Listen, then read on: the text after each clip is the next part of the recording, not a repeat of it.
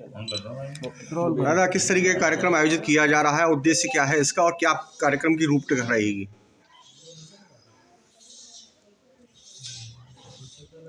कृष्णाय वासुदेवाय हरे परमात्मने प्रणतक्लेशनाशाय गुरु गोविंदाय नमो नमः।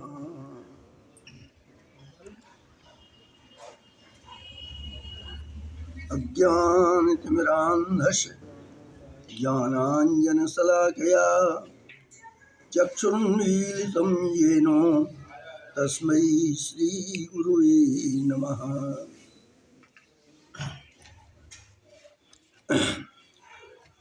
नारायण समुद्भूतां विष्णुस्वामिमध्यमाम् अस्मदाचार्यपर्यन्तां वन्दे गुरुपरम्पराम्। वसुदेवसुतं देवं कंस च।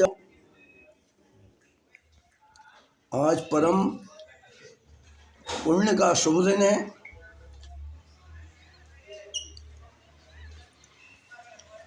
आज हम जिस विषय में इस गोष्ठी को कर रहे हैं, एक पुण्यात्मा की जो कि प्रेरणा है। आप सभी जानते हैं अपने गुरुजी श्री गोपाल वैष्णव पीठाचार्य गोलोकवासी महाराज श्री की 11वीं पुण्य तिथि, उसके ही उपलक्ष्य में उस प्रसंग में भगवत प्रेरणा से मथुरापुरी की दंडवती परिक्रमा, अंतर्गृही परिक्रमा और पैदल दुग्धधार परिक्रमा, इन तीनों कार्यक्रमों को साथ में लेकर के एक आयोजन जो अपनी श्री गोपाल वैदिक सद्धर्म संरक्षण समिति है, उसके उत्सव आयोजनों की श्रृंखला में इस बार इस आयोजन के लिए कर रही हैं। महाराज श्री के प्रथम पुण्यतिथि पर, चतुर्थ पुण्यतिथि पर हम 2 बार मथुरापुरी की पंचकोशी दंडवती परिक्रमा को कर चुके हैं, दुग्धधार को भी कर चुके हैं। तो सभी भक्तों के, सेवकों के हृदय में ये आया कि अब 10 वर्ष पूर्ण होकर के 11वीं पुण्यतिथि है, तो बाबा की स्मृति में ये भी कार्य फिर हो जाना चाहिए। बंधुओं, ये तो है मुख्य इसका संकल्प लक्ष्य। इसके भीतर अपना दूसरा संकल्प है कि ये मथुरापुरी जो है, ये मथुरापुरी अनाद काल से चली आ रही है। प्रत्येक युग में इस मथुरापुरी की गरिमा हमको प्राप्त होती है। भारतीय जितने भी वेद, पुराण, धर्मशास्त्र, इतिहास, उन सभी में मथुरा की विशेष महिमा हमारे लिए प्राप्त होती है। उन सभी को देख करके हृदय में ऐसा आया कि इसके लिए देर से अबेर से कैसे भी शासन के भी द्वारा अब तो तीर्थ इसके लिए घोषित कर दिया गया। हम बार बार इसी दुहाई को करते रहे, भगवान ने सुना और सब मथुरा तीर्थ, ये तीर्थ ही नहीं है, ये पुरीश्वरी है, तीर्थेश्वरी है और अपनी ब्रजेश्वरी है। इसका मुख्य जो तीर्थ है मथुरा में वो विश्राम घाट है। विश्राम घाट के दोनों तरफ 12 घाट जो हैं वो गायत्री मंत्र के अक्षरों से गर्भित हैं। प्रत्येक तीर्थ और पुरियों का वहाँ निवास है। ये मथुरापुरी में सभी तीर्थों का, सभी देवों का यहाँ निवास जो है, उन सभी का दर्शन, उन्हीं का बंधन, उन्हीं की प्रदक्षिणा, ऐसी ये मथुरापुरी की परिक्रमा है। और उस परिक्रमा का हमको बहुत धर्मशास्त्रों में उल्लेख मिलता है, जिनमें 2 ही नाम आती हैं, मथुरापुरी और अयोध्यापुरी। उन दोनों की अक्षय नवमी को विशेष करके प्रदक्षिणा होती है। ये सभी में आता है। मथुरा परिक्रमा, अयोध्या परिक्रमा अक्षय नवमी को। अक्षय नवमी है वो सतयुग उगादी है। अक्षय नवमी के दिन सतयुग का शुभारंभ हुआ और अपना जो ये सम्मत चलता है विक्रम सम्मत, इसका नव संवत्सर जिस दिन नवरात्रि बैठती है उससे प्रारंभ होता है और त्रेता का युग का आरंभ होता है अक्षय तृतीया से। और माघ के महीने में अमावस्या द्वादशी तेरस, इसमें द्वापर का युग प्रारंभ होता है और क्वार के महीने में कलयुग का प्रारंभ होता है। ये सबकी शुभारंभ तिथि हैं। कब से कौन युग हुआ, तो उन चारों युगों में हमको मथुरा का महत्व मिला। 12 अवतार में इस भूमि का जब उद्धार हुआ, 12 भगवान ने अवतार धारण करके रसातल से भूमि को लेके आए मार्ग में, और भूमि को लेके आए तो जलमग्न चारों तरफ स्थलों को देखा, कहाँ इस भूमि को ठहरा में। तो उस स्थिति में बारहा जी ने, जो साक्षात विष्णु के अवतार प्रथम अवतार थे, उन्होंने अपनी आधार शक्ति से एक स्थल के लिए प्रकट कर दिया जल के बीच में। उस स्थल के ऊपर डाढ़ा से उतार करके वो भूगोल मंडल जो था, उस ब्रह्मांड मंडल भूगोल को उस पर स्थापित किया और आधार शक्ति से उसको जल के ऊपर टिका दिया। उसको आशीर्वाद दिया कि तेरा किसी भी युग में, किसी भी कल्प में, किसी भी मनवंतर में कभी भी तेरा कोई भी क्षति नहीं होगी, तेरा कोई नाश नहीं कर सकता है। मैं तेरे लिए स्थापित करता हूँ, तू सुरक्षित रहे। अपने सुदर्शन चक्र को छोड़ा, वो सुदर्शन चक्र उसके ऊपर घूमने लगा। तभी संकल्प में हम और आप बोलते हैं सुदर्शन चक्र संरक्षिते, और उसका नाम रखा गोलोक सदृशी मथुरा मंडले। वो मथुरा मंडल का पुराणों में नाम माथुर मंडल आता है। माथुर मंडल, मथुरा मंडल, कुछ भी कहो। और उसकी राजधानी जो है वो ये मथुरापुरी है। उसके अंतर्गत ये वृत्त 84 कोष मंडल आता है। ये सब उसके अंग हैं मथुरा की। ये राजधानी जिसका मुख्य तीर्थ जो है ये विश्रांत है, सुदर्शन चक्र से संरक्षित, और बारहा जी के द्वारा इसकी स्थापना हुई, इसलिए हम और आप बोलते हैं बारहा क्षेत्र। और फिर शिवजी सद्भुत लीला को देख करके प्रसन्न हुए तो भगवान ने कहा तुम इसकी सुरक्षा को देखना। तो उनको शिवजी को यहाँ की सुरक्षा का कार्यभार दिया। वो भूतेश्वर क्षेत्र भी बोलती। तो ये आद्वारा भूतेश्वर क्षेत्र सुदर्शन चक्र से संरक्षित, ऐसा ये भगवान का स्थल है। इसका कोई भगवान के जन्म प्राकट्य से ही, कृष्ण से कोई इसका वो मानते हैं, वो ऐसी बात नहीं है। ये तो यथा तो भागवत में स्पष्ट कहा है, मथुरा भगवान यत्र नित्यम सन्निहितो हरि। हरि भगवान जो हैं वो सदा उनका सन्निधान है। प्रातः काल उनका तेज विश्राम घाट पर रहता है, मध्याह्न का तेज उनका दीर्घ विष्णु में रहता है, और सायंकाल का तेज उनका केशव देव में जन्म स्थान पर रहता है। ये सब पुराणों की अलग अलग विशेषताएं हैं। इन तीनों स्थानों की महत्ता इसमें यहाँ के मुख्य अधिष्ठाता देवता केशव देव है। केशव देव में तीनों देवताओं का स्मरण हो जाता है, ब्रह्मा विष्णु महेश। कौ से ब्रह्मा, ईश से शिवजी और बौ से वासुदेव, तीनों का इसमें समा केशव।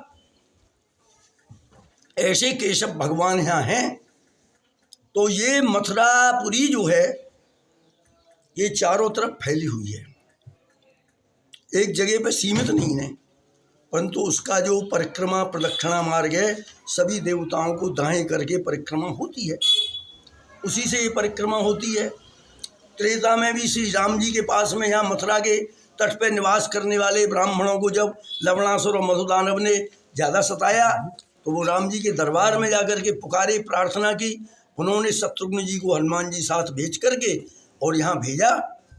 उन्होंने उस लवणासुर के लिए मार करके, जो उसका पिता मधुदानव था, उसने अपने नाम से, क्योंकि उपनिषदों में वेदों में इसको गोपालपुरी कहती हैं मथुरा को, उसके उपनिषदों में नाम मिलते हैं गोपालपुरी। तो वो गोपालपुरी को उसने अपना मधुपुरी ऐसा नाम किया। जब जिसका चलता है वो अपना नामकरण कर देता है, तो मधुपुरी कर दिया इसको। शत्रुघ्न जी आए, उन्होंने उनके वहाँ के राजा को ही मारा, तो उन्होंने कहा इसका नाम अब बदल दें, तो उन्होंने मथुरा नामकरण किया।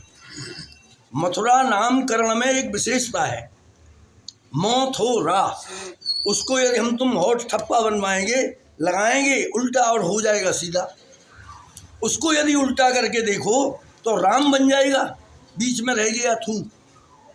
तो वो कहती हैं, हनुमान जी ने इसका भाष्य कर दिया कि जो राम का नाम नहीं ले उसके मोड़े में थू माने थूक है, उसमें राम का नाम नहीं है। ऐसा ये राम नाम से अंकित मथुरा को किया शत्रुघ्न जी। द्वापर युग आया तो द्वापर युग में भगवान का, तो भगवान ने कहीं और जगह नहीं लिया, किसी पुरी में जन्म, किसी देश में नहीं लिया। उनने कहा मेरा तो घर है वहाँ, कोई बाहर जाता है घूमने फिरने को तो अपने ही तो बगला में, अपने ही तो स्थान पे ठहरता है। भगवान ने कहा मैं जन्म लेके जाऊँगा तो मथुरा में ही जाऊँगा, वो मेरा स्थान है। इसलिए मथुरा में उन्होंने, और सब कार्य ऐसे विपरीत किए। आज के लोगों का जो जन्म होता है बड़ी सुख सुविधाओं के साथ में, बड़े बड़े कमराओं में एसी और उनमें बैठती है। भगवान ने कहा मैं सबसे विपरीत करके दिखलाऊंगा, मुझको जेल खाने में ही जन्म होगा, जहाँ कष्ट होगा माता पिता को वहीं मैं प्रकट हूँगा। तो भगवान ने सब ऐसा करके अपना भगवान का ऐश्वर्य दिखलाया। ऐसी उनकी क्रीड़ा स्थली है। ये सूरसेन देश की राजधानी है मथुरा। इसमें आपको मालूम ही है कंस का उनने वध किया, और कंस को वध करने के बाद में भगवान का यहाँ से ये जितना भी कार्यक्रम है उस समय तक मथुरा में आपने निवास किया था। और कुछ समय, बहुत थोड़े क्षण आप महावन में रहे थे, गोकुल में, और उसके बाद में आपने ब्रज में निवास किया। तो देखिए गोकुल शब्द से, यहाँ गोकुल ये तटवर्ती है, जैसे तटवर्ती वो वृंदावन है, ऐसे ही ये गोकुल है तटवर्ती। गोकुल तो वास्तव में जो शब्द आता है वो नंदगाम के लिए आता है। दादा कार्यक्रम की रूपरेखा की तरफ बताया कि मैं आपको ये बतलाता हूँ कि ये मथुरा की गरिमा कैसी है। मथुरा का जब तक महत्व मथुरा वाले नहीं समझेंगे तो इसकी परिक्रमा का क्या तात्पर्य है। मथुरा में इतना रहस्य भरा हुआ है, अनेकों प्रमाण हैं, इसमें सब नहीं आ सकते हैं। इस मथुरा में एक बात बतलाई है, इसकी प्रदक्षिणा पैदल परिक्रमा तो होती ही है, ये दंडवती क्यों हो रही है, आदमी के मन में उठती है शंका। ये यूँ होती है कि भगवान के सभी अंश हैं, हम तुम जीव मात्र सभी चराचर में सभी अंश हैं, सब देवता हैं, सभी अवतार हैं, वो भगवान के अंश से अंशावतार हैं, कला अवतार हैं। कृष्णस्तु भगवान स्वयं एते चांस कला पुंसो कृष्णस्तु भगवान स्वयं। तो भगवान का वास्तविक, उसके लिए सबसे पहले अपने यहाँ आता है आत्मसमर्पण। नवदा भक्ति होती है, उसमें सभी हैं भगवान के मनाने की, परंतु जब तक आत्मसमर्पण नहीं होता है तब तक भगवान उसके लिए कृतार्थ नहीं करते हैं, अपने पास में नहीं बुलाते हैं। तो ऐसी स्थिति में वो अंतिम जो भक्त मार्ग की स्थिति है उसमें प्रणपात बतलाया है, उसको कहते हैं प्रपत्ति। प्रपत्ति माने शरणागति। तो ये शरणागति का प्रतीक है दंडवती परिक्रमा। देखिए गोवर्धन लीला में इंद्र ने भी आकर के शरणागति ली, ब्रह्मा जी ने जो कुछ भी छल किया भगवान से आकर के माथे रगड़े, बलि राजा ने भी माथा रगड़ा। तो इस प्रकार से अलग अलग इनके उदाहरण हैं। उद्धव जी आए ब्रज में, वो भी लोटपोट हुए। अक्रूर जी आए, उनने भी दंडवती लगाई। तो दंडवती का प्रतीक ये है, किसी भी देवता को हम और आप कोई एक भी नमस्कार करेंगे तो 10 अश्वमेध यज्ञ करने का फल मिलता है देवता को नमस्कार करने में, प्रणाम करने में। परंतु कृष्ण को जो प्रणाम करता है उसका पुनर्जन्म कभी नहीं होता है, वो भगवान की शरण में पहुंच जाता है। ये इसका रहस्य दंडवती का। इसलिए हम, और दंडवती परिक्रमा जो है ये उत्कृष्ट है। हम और आप कह दिए नमस्कार तो वो मुख से भी होता है, किसी से नमस्कार कह दिया। आजकल की फैशन में तो एक हाथ कर दिया, हाथ मिला लिया, ऐसे करने से भी हो जाता है, मोड़े से बोलने से भी हो जाता है। पर ये दंडवत जो होती है वो 3 प्रकार की होती है। प्रणाम उसी को किया जाता है जिसकी कुछ छाप हो जाती है अपने ऊपर, तभी किसी के लिए मस्तक टिकता है। जो अपने बड़े होते हैं उनके लिए मस्तक नवा करके प्रणाम होता है। ये नहीं होता है संत से चलते जाओ, किसी से बस बोल दिया जय गोपाल, ऐसे नहीं।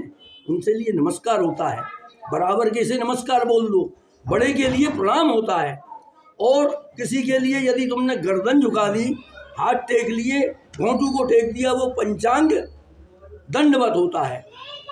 और साष्टांग दंडवत वो है कि अंग अंग पाँव से लगा के मस्तक तक शरण में हो जाना सबसे उच्च कोटि की दंडवती है। वही दंडवती का प्रतीक है जो आप देखती हैं कि राज्य में हार्नेस लगती रहती है।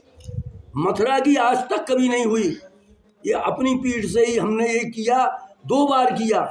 2 बार का हमने परिणाम देखा कि अब तक अधिक के महीने में अनेकों आदमियों ने दंडवती परिक्रमा लगाई। अब ये तीसरे बार हम इसी लक्ष्य को कर रही हैं और ये प्रार्थना भगवान से कह रही हैं कि हमारी यमुना जी का जो प्रदूषण है, इससे उसको मुक्त करके स्वच्छ करिए, जिससे मथुरा की और ब्रज की शोभा बनी हुई है। ये सब इसमें लक्ष्य भरे हुए हैं। इन सभी उद्देश्यों से, और एक महान उद्देश्य ये है कि मथुरा में रह करके मथुरा के महत्व को मथुरा के लोग नहीं जानते हैं और इधर उधर के अंगों के लिए वो विशेष समझती हैं। उनको सुबोध करने के लिए कि मथुरा की गरिमा को समझो, केवल जल में रहने वाले मेंढक मछली के समान न रहो, इसके महत्व को दूसरे को बतलाओ, तब इस मथुरा की और गरिमा। तो हम तो ये भी लक्ष्य ले रही हैं कि इन सब बातों से यदि जागृति होगी और सनातन धर्म में चेतना आएगी तो सभी भक्त मार्ग में सभी का प्रवेश होगा और मथुरा का गौरव बढ़ेगा। इस भावना से लेकर के हम ये 28 तारीख को पहले अंतर्ग्रही करेंगे। अपने जो चौकियाबाड़े में अंतर्ग्रही के बगैर कोई परिक्रमा होती नहीं है। बड़ी बड़ी ब्रज यात्रा भी पहले अंतर्ग्रही होती है और फिर ये पंचक्रोशी परिक्रमा दंडवती होगी। और दंडवती करने के बाद में हमारे जो अधिष्ठाता मुख्य जो गोपाल की ये पुरी है, गोपाल ने ही सब गोचारण की लीला करके इस ब्रज की गरिमा को बढ़ाया। ऐसे गोपाल जी महाराज की हम एक भीतर चतुर्वेद मंडल में ही गोपाल जी की हम परिक्रमा करेंगे दंडवती। और उसके बाद में जो कोई उसमें सम्मिलित नहीं हो सके, सभी के लिए, बच्चा हो, स्त्री हो, वृद्ध हों, जो हों, वो सब पैदल यात्रा और दुग्धधार की यात्रा, ये 3 कार्यक्रमों के साथ हमने ये कार्यक्रम किया है। ठाकुर जी से यही हम प्रार्थना करते हैं कि हमारे इन उद्देश्य और इन प्रयोजनों को सफल करते हुए भगवान इस कार्य को निर्विघ्न पूर्ण करेंगे और आप सभी का इसमें सहयोग रहेगा। तो मैं जानता हूँ कि ये निश्चित एक मथुरा में एक अद्भुत उत्सव जैसा ये दंडवती का प्रचार प्रसार और मथुरा की गरिमा बढ़ाने में एक और सहयोगी बन जाएगा। बस इन्हीं कामनाओं के साथ मैं आप सभी के लिए धन्यवाद देता हूँ कि आप आए और आज धर्म के और मथुरा के विषय में कोई चर्चा हुई, इससे मेरे हृदय में बहुत आनंद हुआ और ऐसे स्थल में हुआ, ऐसे महात्माओं की स्मृति में हुआ। बस इतना ही कह करके मैं कहता हूँ सर्वे भवन्तु सुखिनः, सर्वे सन्तु निरामया, सर्वे भद्राणि पश्यन्तु, मां कश्चित् दुःख भाग् भवेत्। जय गोपाल।